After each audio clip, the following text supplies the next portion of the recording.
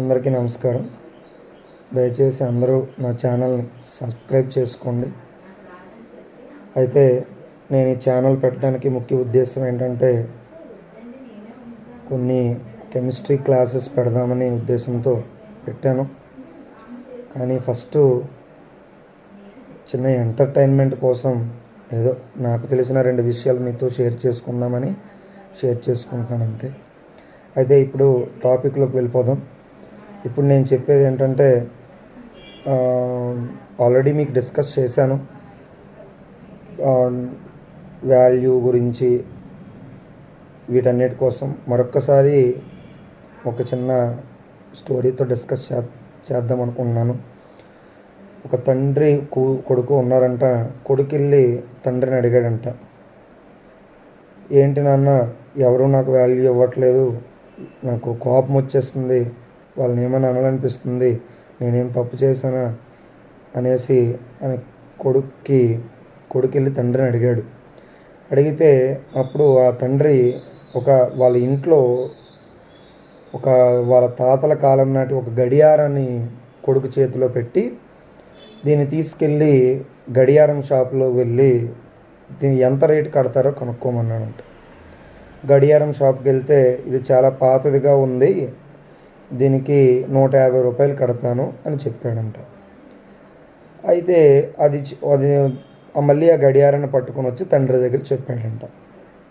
సరే, ఈసారి పక్కన మన వీధి చివరిలో ఉన్న దుకాణం దగ్గరికి వెళ్ళు అనేసి అంటే అక్కడికి వెళ్ళాడంట. వెళ్తే ఇది బాగా తుప్పు పట్టేసినట్టు ఉంది, సో దీనికి నేను ఒక 10 రూపాయలు కడతాను అని చెప్పాడంట. సరే అని చెప్పేసి ఆ విషయం కూడా తండ్రికి వచ్చి చెప్పాడంట. అయిపోయిన తర్వాత అయితే ఒక పని చెయ్యి, మన ఈ గడియారం తీసుకెళ్ళి మ్యూజియంలో వెళ్ళి అడుగు ఎంత కడతారని అడిగారంట. ఇది చాలా పురాతనమైనదిలా ఉంది, అలాగే అరుదుగా దొరికినట్టు ఉంటుంది, సో ఇది మేము 4 లక్షలు కడతాము అని చెప్పారంట. సో అది తీసుకొచ్చి తండ్రికి చెప్పాడంట. అప్పుడు దీన్ని బట్టి నీకు ఏం అర్థమైందని తండ్రి అడిగితే ఏమీ అర్థం కాలేదు అన్నాడంట. అప్పుడు తండ్రి అన్నాడంట, ఇదే గడియారం ఒక దగ్గర 10 రూపాయలకి వచ్చింది, ఇంకో దగ్గర 150 రూపాయలు అయింది, ఇంకో దగ్గర 4 లక్షలు అయింది. అంటే ప్రతి దగ్గర గడియారంకి ఒకేలా వాల్యూ ఉండట్లేదు.